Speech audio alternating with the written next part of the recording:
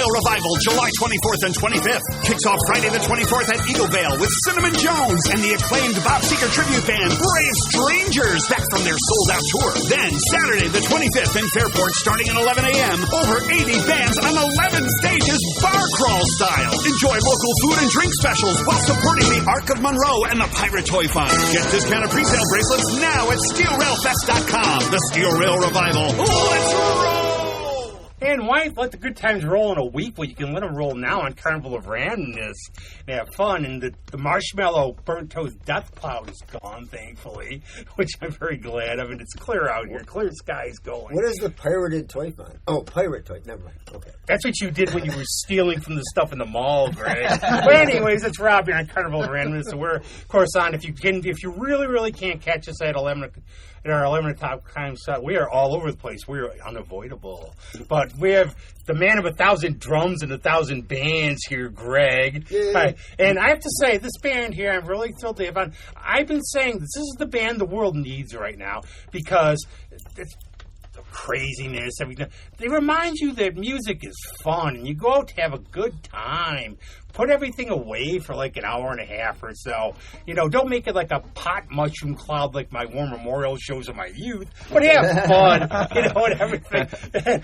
I was just actually reliving getting stuck in a chair at a Scorpions concert. But we're very, very thrilled to welcome, with their new album, Sunflower, Wicked to the studio. What's going on?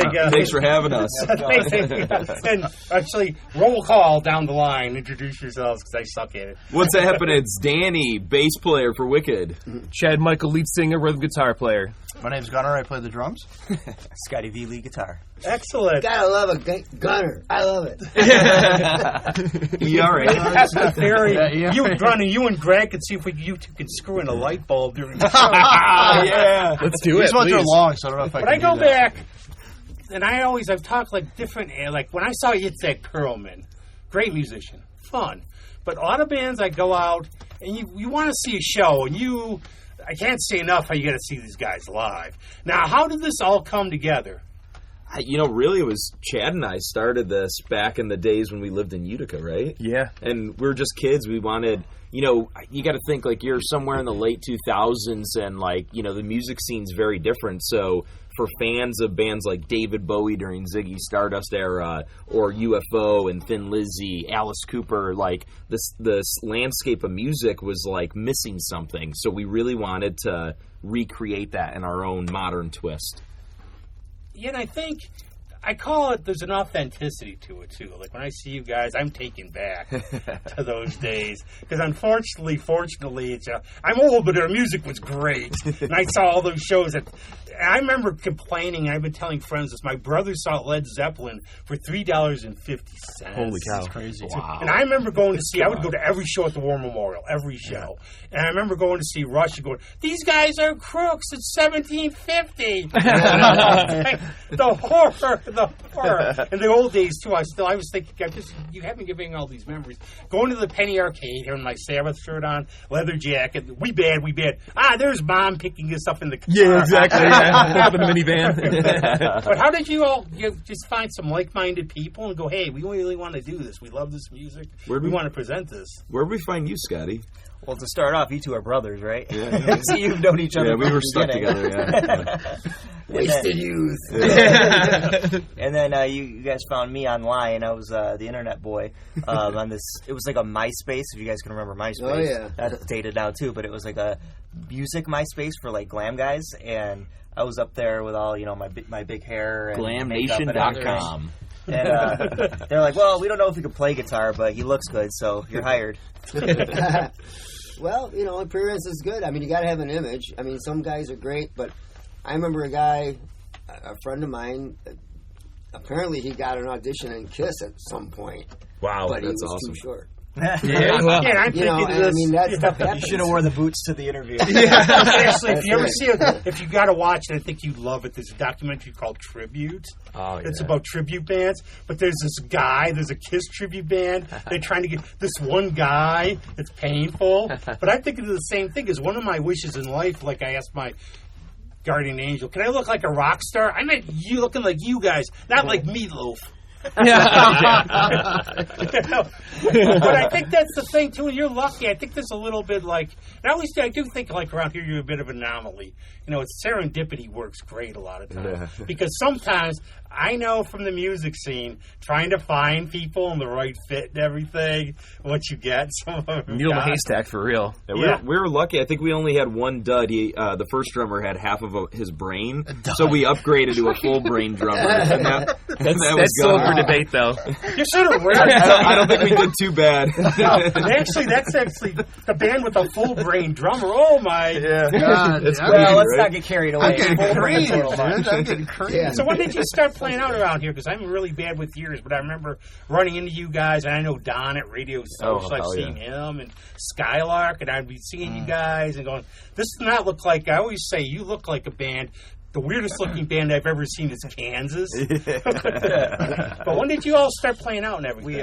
We all went to college up here, like RIT, MCC, and so like, we kind of started building our home turf here in Rochester. That got us out of Utica and up here, got us set straight. We got in the scene a little bit, started getting gigs in here, and I mean we've been playing here since we started shows on and off, but like now that we kind of made it a home base. It's a great home base. I mean, I love Rochester's got so much eclectic music, but for us, it's just like the perfect epicenter for us to do what we got to do, right? Like we've got a studio built in our house. We live together like an old school band, and we could just get everything done without distractions. But you still have enough flair in Rochester where you could go out and have a little bit of fun. It's one of those places where you're 20 minutes away from everything, the rural parts, the city, to the suburbs, right? And everything's 20 minutes. It's like the constant complainer, because I think we all complain in life. Like I'll complain about 20 minutes here. Then I remember visiting a friend in Philly, and the GPS on the way in the city, it's backed up 45 minutes. Yeah. When I lived in Alexandria, we're spoiled here. Or you go to New York. I went to New York City to see Show at the Beacon. You put the hands on the wheel like this, rolled and everything. White knuckle. And people don't get that, and I say that too because I lived in other places. We have this our weird little city.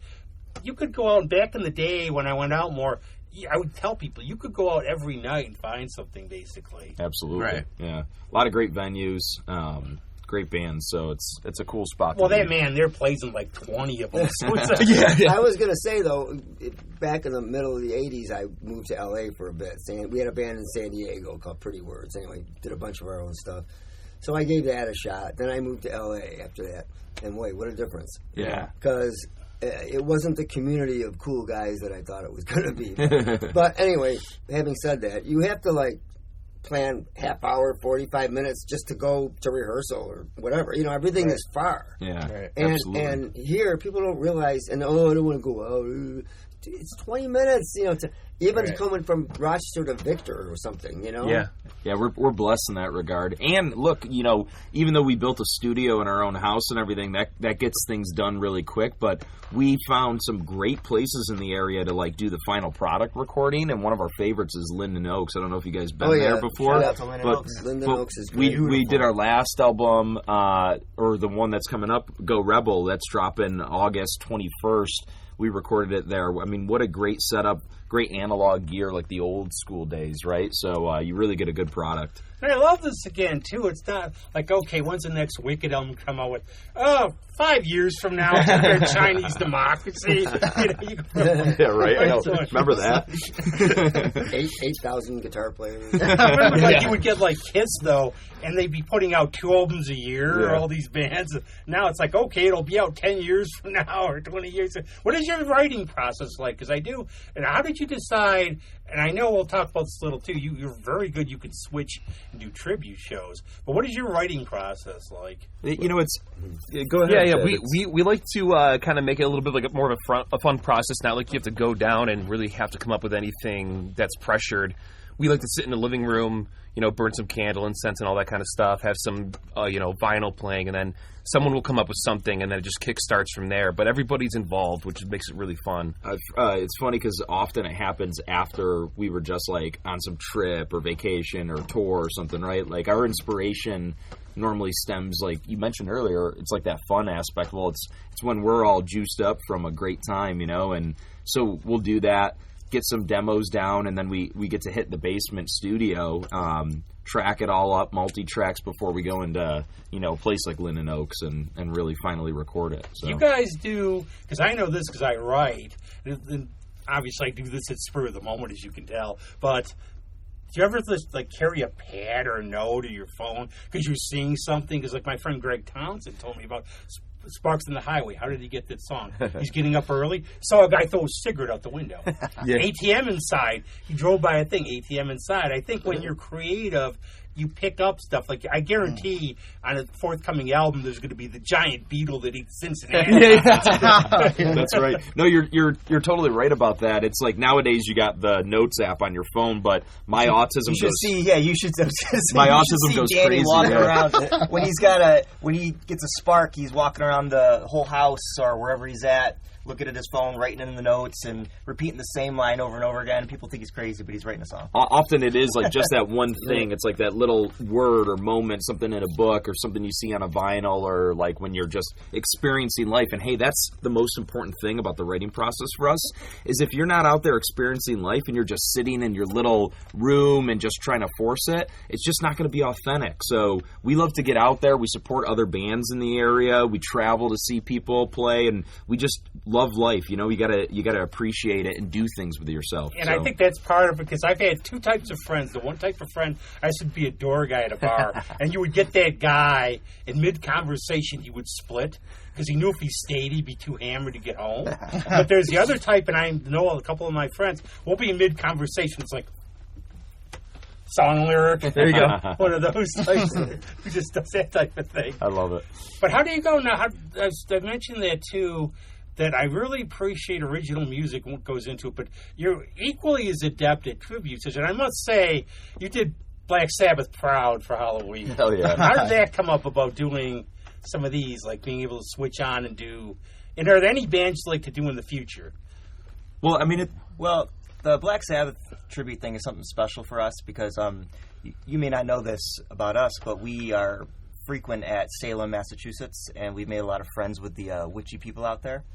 And one of our dear friends, David Newman, a very powerful magician, he's a great guitar player as well. And, he has a hard time out there finding people to play with, so we always invite him. If you remember, we had a little bald man on stage with us. That's David.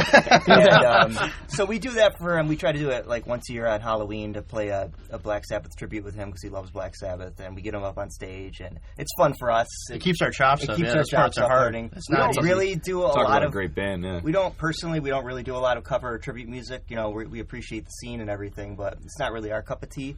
So we're not going to probably go out of our way to do too many tribute things. But, once in a while, if we feel a wild hair up our ass, we'll be like, we want to do, a song or two by, Mott the Hoople or Michael Monroe or something like that. I think that's a fun thing, though, with bands, though, because as we're growing up, we're all, hey, I dig this song. I want to see what I could do with it. Yeah. But I appreciate it.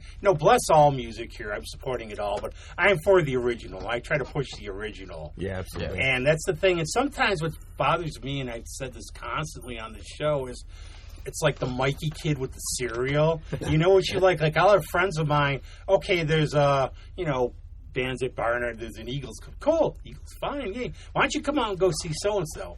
Right. What do they play? Well, you'll just like it. You gotta be there to witness it. Yeah. It's funny how you have to pigeonhole and you have to describe. You have to give people some kind of something that they can wrap their head around, and it's just it's a pain. You can't just say it's good music, because my favorite thing about our shows is people come and they always say something different. It's never one thing, It's you guys remind me of this or that or whatever. It's and it's something. It's always something that they like and they're excited about. So I'm whatever. I think we do that because I had a couple, a friend of mine. Everybody said she sounded like Stevie Nicks. I couldn't see it at all, but I'm going. No, I really just couldn't from her voice. I could see a couple other artists, but you're coming from your background. It's saying that's my one thing with Ozzy for me. I saw Diary of a Madman 15 days after Randy died. Oh, God, that's crazy. And I remember seeing that. The only Sabbath I ever saw was the Gillen Sabbath. And I missed it because I guess they used to prank Ian. He used to play bongos. They would have fishing wire and yank it off the stage. Hell yeah. Crazy. But he played. It's a great idea. That's But crazy. he played they played like Smoke on the Water and stuff. But I mean, you're trying to tackle, and you can tell you showed a lot of respect with them. You took it seriously. Yeah. But I mean, I like that. It's always, I go back to what I've been saying. It's all about having the fun. Absolutely. I mean, and we do. We have a blast. Every time we get up on the stage, it's like we're treating it like it's our last opportunity. So just go balls out, leave all the blood, sweat, and tears up there. Here's a fun story for you guys, too. We're on a tour, North American tour with Raven and Vicious Rumors back a couple years ago. And our very last show, we did a little prank on Mike, the drummer, where we started taking one piece by piece of his drum kit until there was nothing left. Oh, yeah. Richmond, They Virginia. did that to me one time. I was playing in a club, and all of a sudden I was doing like some solo, or so. All of a sudden they came up and they started doing that. I had nothing left but these two little Tom. I think rare time. I'll do it if you don't want to. Greg, I'll do it if you don't want to. The rare time for this band, we have to unretire the fishhook story. Unretire it? Okay. We told it before, but you guys deserve it. Okay, I'll make thank it quick. So, I was playing down in Sodas Point. Yeah. There was a place called Papa Joe's. It's not there anymore. It's something else now. But he had a flatbed truck thing that the bands played on. So he played on this big flatbed. So, behind the flatbed is a fence that leads to a little, alleyway that goes to like a bait shop or something. So I'm playing, and this guy comes walking through the alley there with his family. He's got his fishing poles like behind him. They had just gone fishing, and somehow the thing was swinging around, and it landed on my shirt collar, on a t-shirt, and I didn't know it. And I'm playing, and all of a sudden I'm getting yanked back while this guy's walking, and I'm just like, "What?" It's like a freaking exorcism shit, I call it drummer. Yeah, throw him back. But Now yeah, return that was to a strange Fishhook thing. So the guy, I'm like yelling at him, and so he finally he came by and took it out, and he bought me a shirt from the bar. So Yeah, it was a mistake. He didn't mean to do it. it's a great story forever. That's great. Actually, one time I got people to come to a gig at Bunsey's because I said they have awesome desserts. I'm sold. I'll go with there. Hey, we should use that for the next Bunsey show. And I thought you have a lot of gigs to talk about. But one thing, how is it like Fancy cake. just being on the road? And I think you're of the age, it's like me now, like going to Bunsey's is my road trip. I used to be 4 hours concert, 4 hours go. I didn't care. Even go to like Cleveland, come back 4 in the morning. There you go. Now it's like, is it playing at Fairport this time? 20 minutes, no. No. Bunsey's, I'm really stretching this one. Oh no, it's a cidery out in Canandaigua. So But how's it being let me on the ask road? a quick question. Yeah, let's So, break it. since you're doing this whole hanging out together, 'cause, that I know that whole thing because, like I said, in San Diego, that's what we did. We rented a house and we did all that.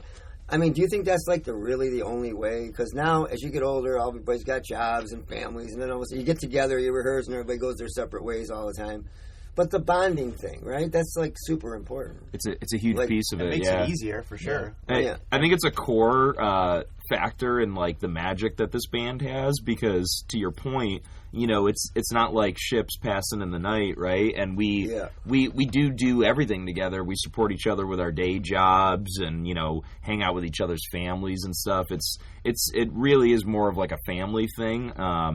And it's just brought us so much unity, and like our minds are just connected in that way. Well, So you're in it for the long haul, which is important. Absolutely. I think too many people, too many groups get together. They think it's just let's just do some gigs, and they don't really look beyond too much of that, And then you have to really dig down and be at one with your ideas, and yeah, people get sidetracked and things and stuff like that. But we really all have our eyes set on one target, and it's we let that evolve with what we do. But we're always all rowing in the same direction, and it's a really cool thing. that's a good way to put And it. I think Yeah, there's that's a good. realism too, because one of the things I've known, like from being involved with bands, is sometimes they get the mistake that on just the reality of music, a lot of people don't make a lot of money. Yeah. So Dan Wiley, a guy from the Cosmic Rough Riders, wrote the best thing about the reality of being a musician. I was just from theater friends, and like, you got to love it because you're not going to be making. A lot of people just get in a year I'm going to be touring stadiums.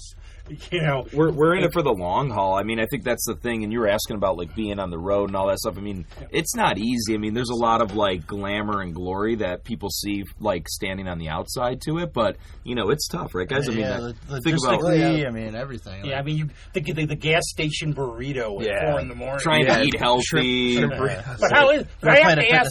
Well, talk a little about going on the road and your experiences. But how did you come up with the name? Yeah, and I have to just interrupt for 1 second. I think the one thing I tell bands, and you nailed it, you have to get a name that looks good on a shirt that's nice and memorable. Is that a word? And it looks good cool on a shirt. That's exactly word for word exactly what Danny told me. We started like going. We got to find a name, but it had to mean something too. And one word name, you know, we didn't want to be the adjective, and you know what I mean, like, and it just gets out of control. You know what I mean, snakes with legs and all kinds of things like that.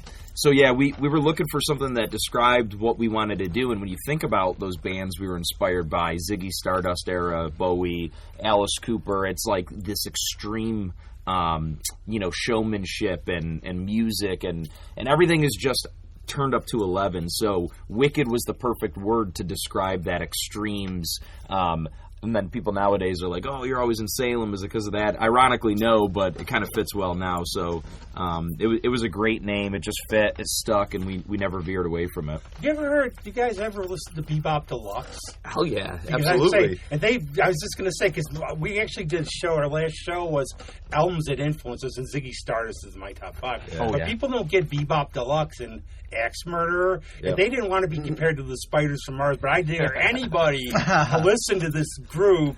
And like, was his name Bill Richards, the singer? I'm bad with names. I think so, yeah. But did you listen to this? Okay, I played this for somebody who didn't know who they were. Go, what Bowie album is that? Yeah. So it's so funny you say that. All those albums, we have all those vinyl in our house, like sitting on shelves and always constantly on there. And like, you know, you talk about Bebop Deluxe and like some of those covers are amazing too.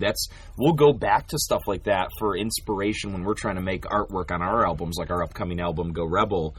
Coming out August 21st. And so it's like, you know, we do all of it. Like, you know, I think in 2020 we decided to really take this more seriously like a business. And so we went independent. We got rid of the people around us that weren't serving us. And we started doing everything from, you know, the accounting, the business end, the artwork, you know, you name it. And I think knowledge is power. So when you could like push yourself to learn all those aspects, it's a lot of work and it's hard, but it's very fruitful in the end. You know what?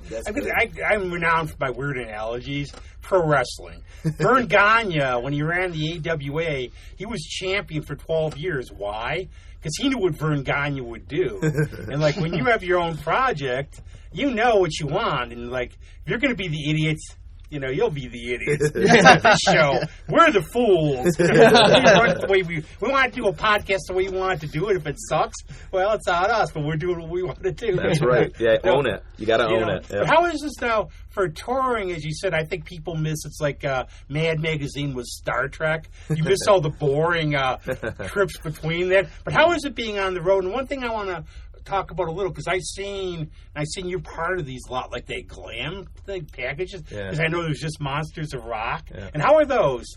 You know, it's really cool. You know, we just did New York City Glam Fest, which was a new festival down in Brooklyn. It's great to see like those niche scenes kind of like finally come together and support each other. I mean, guys, we've been everywhere, right? I mean, it's so fun being on the road. A lot of hard work, but like the stories, the people you meet, I think is the magic there. You know what I mean? The other touring bands are a really big part of it too, because I don't know if you've ever been on the road or anything, but like the first couple of days are weird, you know, because you don't necessarily know the other band, and then once we start warming up and joking around and stuff, it's like everybody's kind of feeling each other out. It gets crazy. You know, one thing that gets me is I used to like road trip with friends or bands, and seeing people when I'm like, these bands are cool, and seeing the reaction, because I've seen them tons of times, of people you've never seen them before, Yeah. how awesome they are. Yeah. That always gets me, where I just think that's a lot of fun. That's great. That reminds us, like, you know, here we are on like this Raven Vicious Rumors tour, these thrash metal bands, and we're in San Francisco, the heart of thrash metal, right?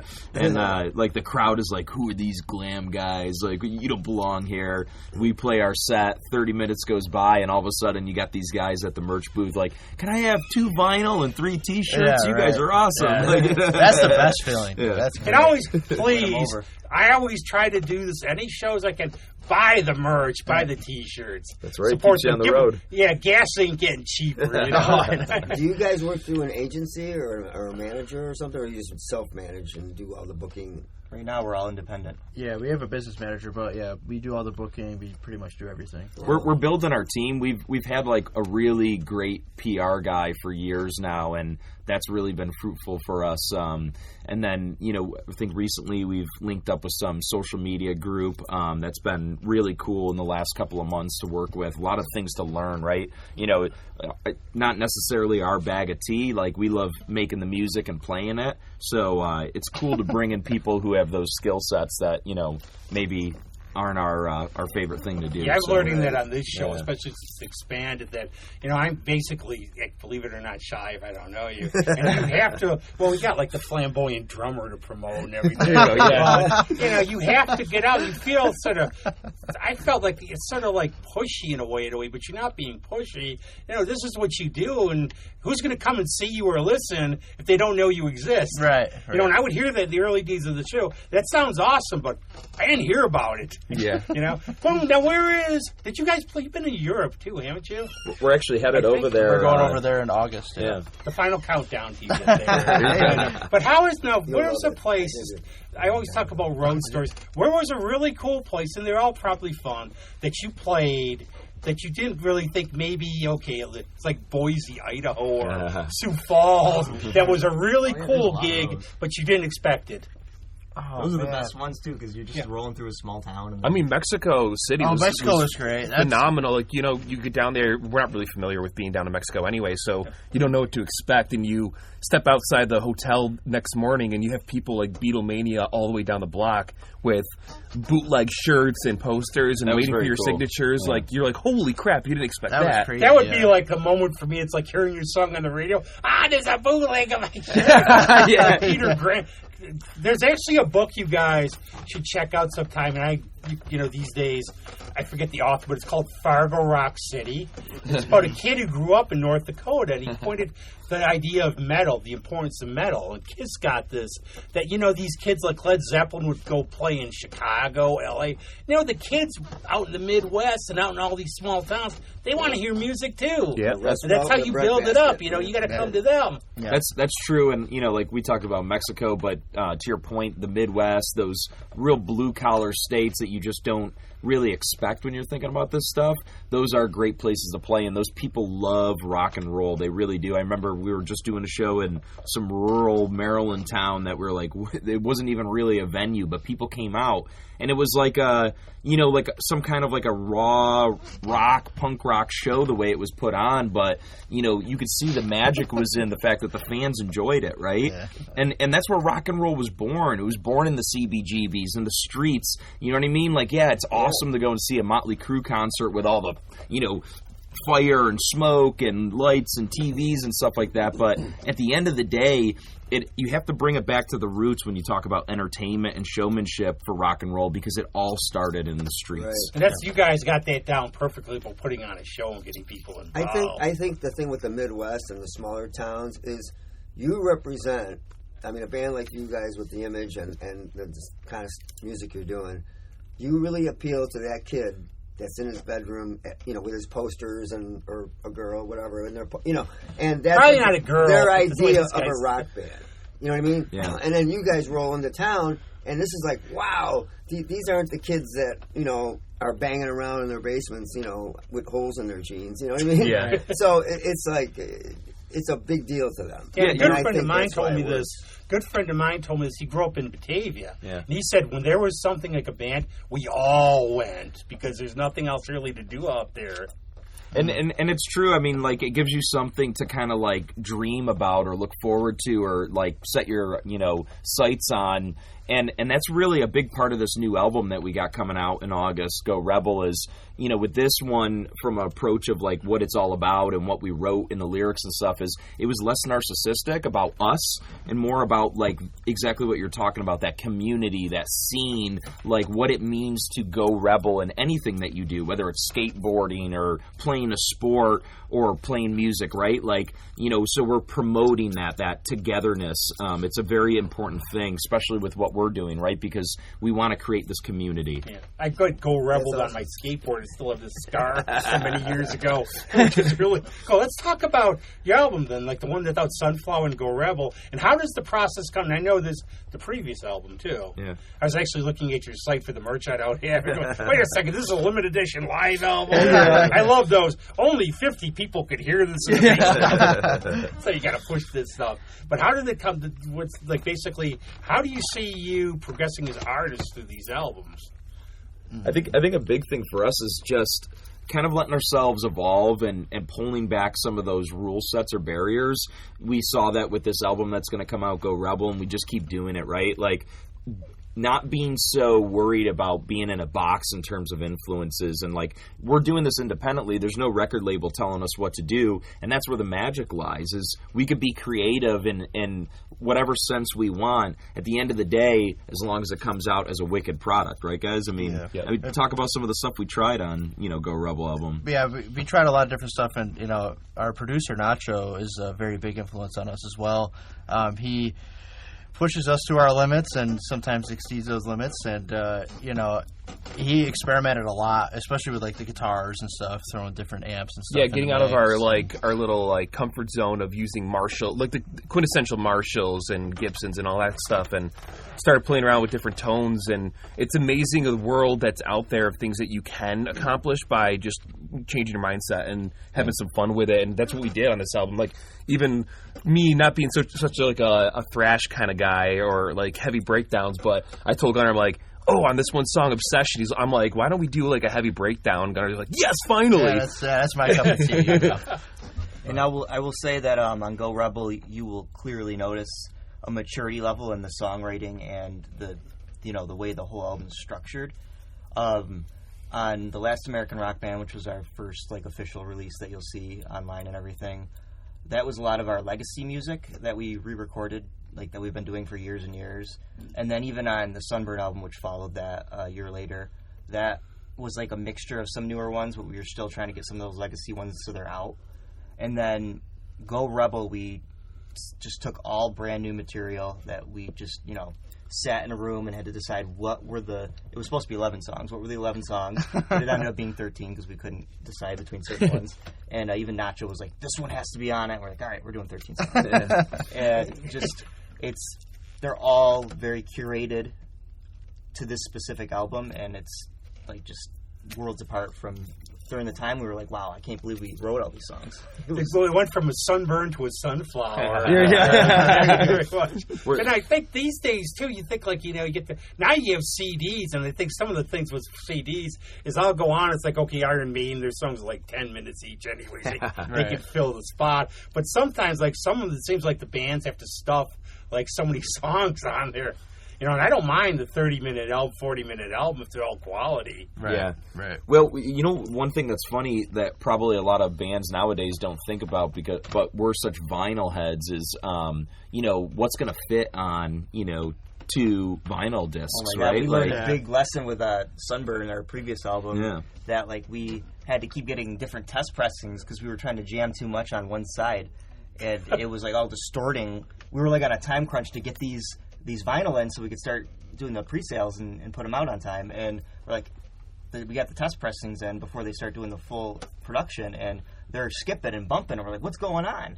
We had to do all this research to find out that you can only have so many minutes on per side, so we had to start doing double albums. I had one of the coolest albums from my brother's band. They did an album, New Mass Sundown on Venus. And what they did was a double album, but it was 3 sides. It's like, for the 4th side, record what you want. Yeah, that was kind of funny. That's crazy. I want to Greg could speak a little about the songwriting process.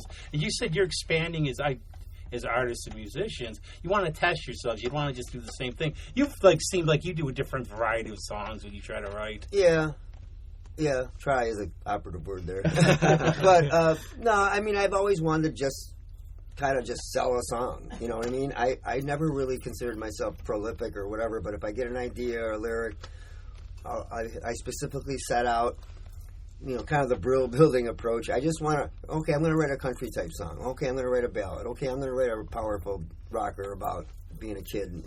I write with concept first. Yeah.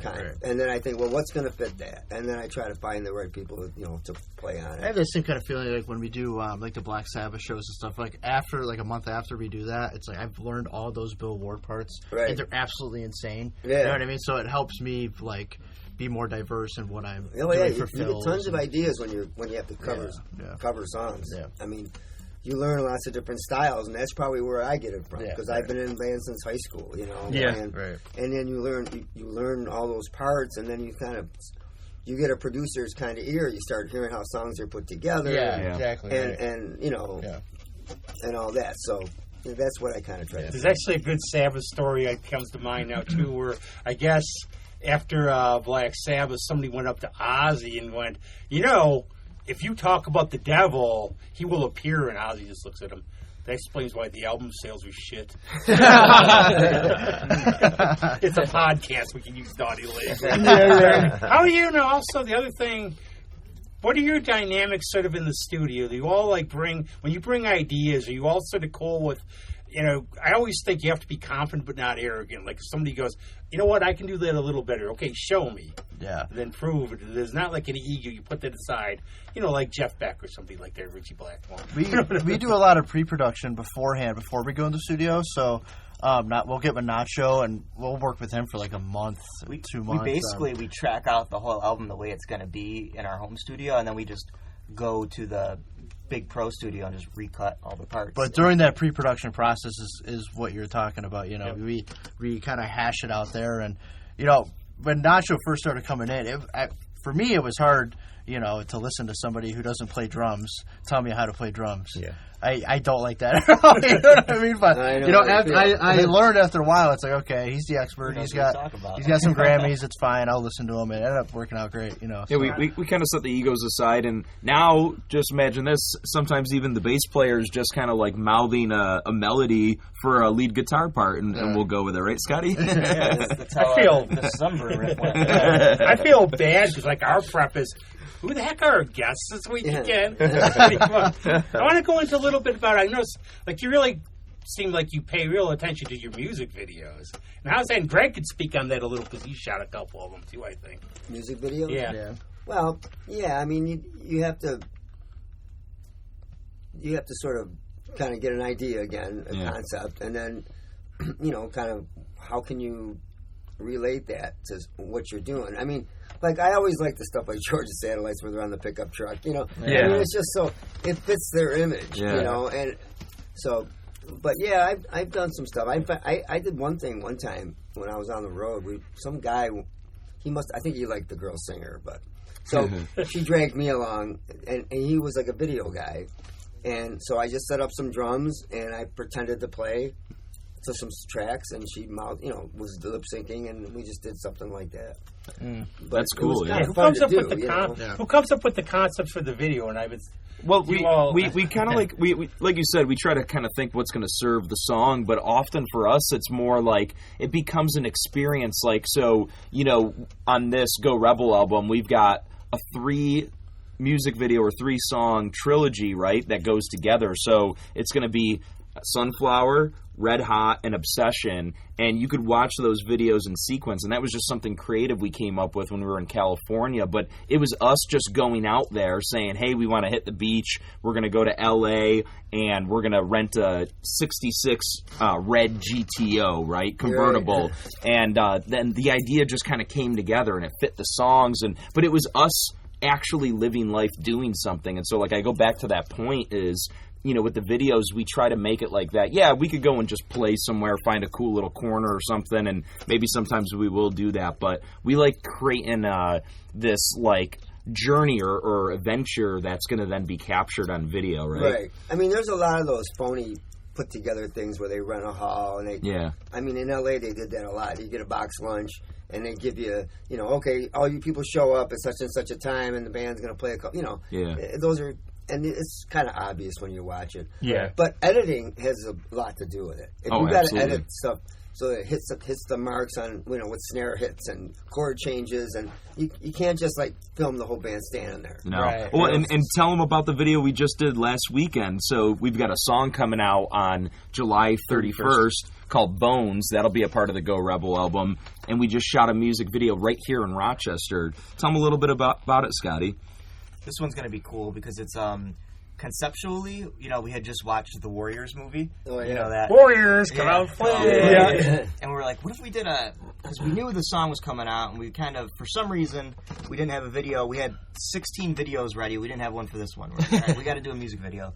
What are we going to do? And we watched that movie, and we're like, oh, that'd be kind of cool if, like, we were a gang trying to get through all these other turfs. Right. And, get home or whatever. And so we kind of rolled with that concept. So we're going through, the abandoned subways in Rochester and some condemned warehouses and things, like really cool urban scenes running down streets and alleys and whatnot from this hot girl gang of hot chicks and then this big bruiser gang. They're all after us.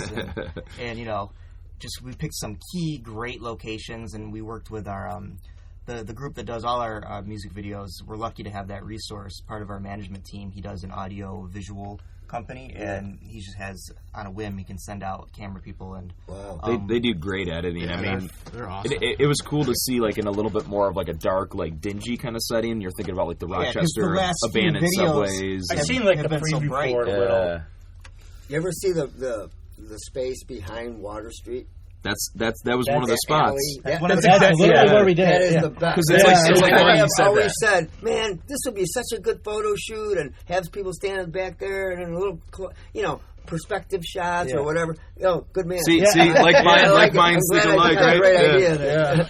We're going to hire you for the That next was one of my secret parking spots. No, sorry, man. You ruined it now. I'm going to get towed next time. No, that's so funny because I've done movies. I've been involved with film. Yeah. And some of the stuff you have to deal with, though. One of the things I did was with a film called Getting Personal was with 4 people going on first dates, but I had to do a Hitchcock cameo. So I'm sitting there and we're talking. We call it, if you watch it carefully, the Leaning Tower of Lemon, because it took 4 hours to film. I mean, and you could see there was like a lemon dessert. If you paid attention, it was like wilting. Oh my God! Yeah, people don't get fun. That's funny. I mean, but it sounds like too. I mean, they got to be fun. But how do you compare video to music? Do you enjoy it as much?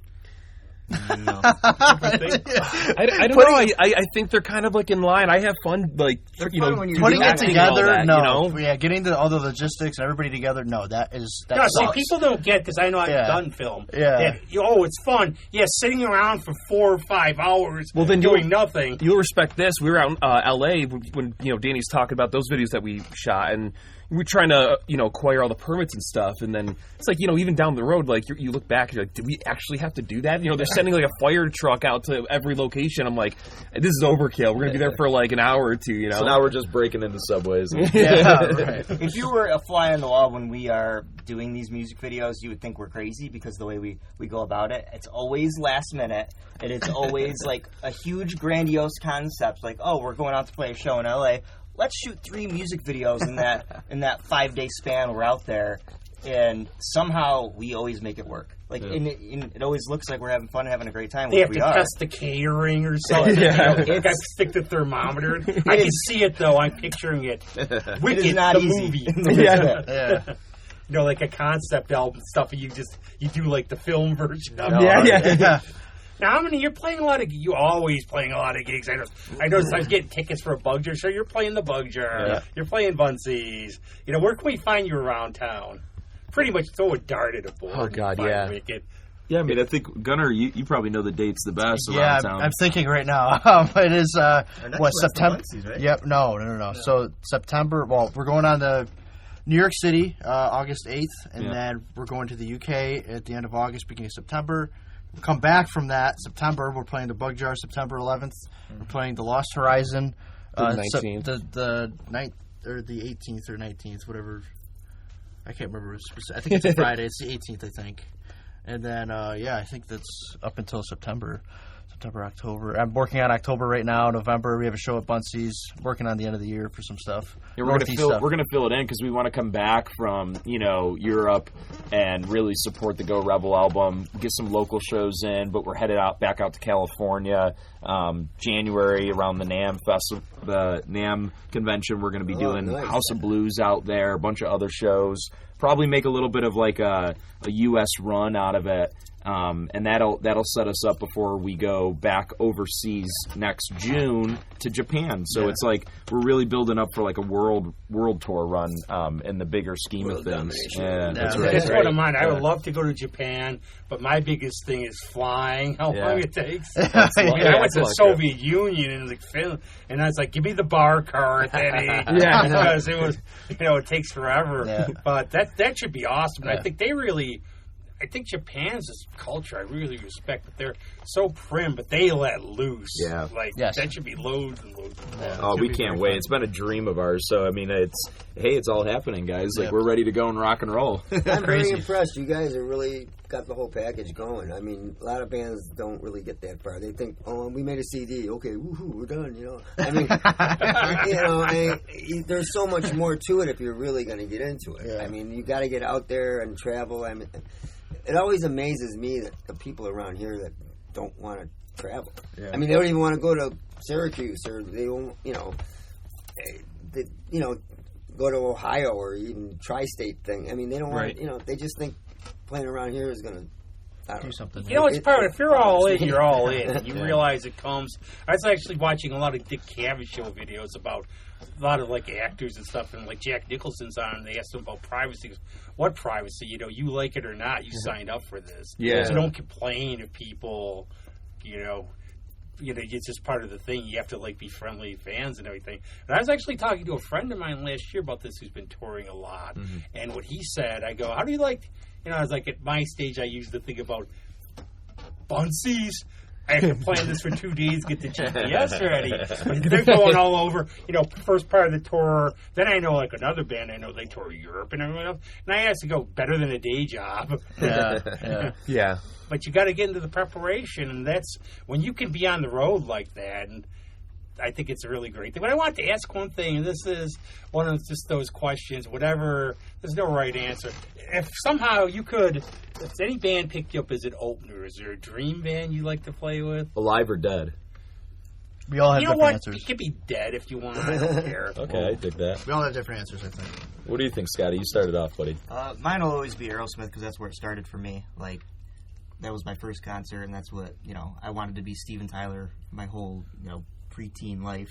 I actually have a story about that too, because I remember I tell people when I saw Black Oak, Arkansas, Jim Dandy was drunk and fell off the stage, and everybody's like, boo. I'm like, dude, I can listen to the album many times. This is awesome. What year did you see that? It was at the festival tent around 1990. Oh, okay. Around there. Because I remember, and I'm trying to find people I know that could corroborate the story, because I know I saw it. But when I saw Aerosmith brought to mind, I'm going up there. I saw them with the Done with Mirrors tour. They were trashed at that which point. Was But then I saw but I also saw Rock at a Hard Place before that. Cool. But I'm going, Steven Tyler, come on, fall off the stage, do something, don't be sober. What am I here for? He must have caught one of the only ones he didn't fall off the stage. Yeah, he did. He did a cartwheel. What is this? That makes me think about something. So, how do you keep yourself from falling into the self-loathing thing? I think we've been doing it long enough, and we have each other's support that we have a very it's discipline, I think. Discipline, and we put a big importance on health and fitness and everything. That's good. We keep each other honest on that. So. And don't get us wrong, we've had our pitfalls that we've had to learn over the years, especially the last few years. But we've had each other to pick each other up. And it's always about that teamwork that we talked about and picking each other up and recentering ourselves. I mean, you got to remember too, guys. We mentioned about going to school out here in RAT, MCC. We're half of us are engineers, the other half are supervisors by day. Right. But this is our passion and our dream. And so we always got to keep ourselves, on track, each other, and remind ourselves, working out, eating healthy, living healthy lifestyles, and trying to stay centered, not getting too far off track is important. Hey, you want to have fun, you want to party and stuff, but at the end of the day, our bodies, our minds, everything that we do have to be in tip-top shape to be able to keep doing this. But where do you think that comes from, though? Where these bands, they just think, well, I can just do anything and show up any way I want, or I don't give a shit I think about they get it. into the life, Greg. But you guys, thanks for being here, too, because that's our little time limit. Yeah. We really appreciate having you guys on. This is fun. No, appreciate you having us. Yeah. You could go to your website, wicked.com, find everything. WickedRockAndRollOfficial.com. And we're going to play a song from Sunflower. You want to play from Go Rebel. You can play. We always play a song at the end, your choice. Yeah, let's so do it. Stick around and let's keep it a surprise. Yeah, let's do that. All right. Hell yeah. Party out, dudes. Thanks. Thank you, guys.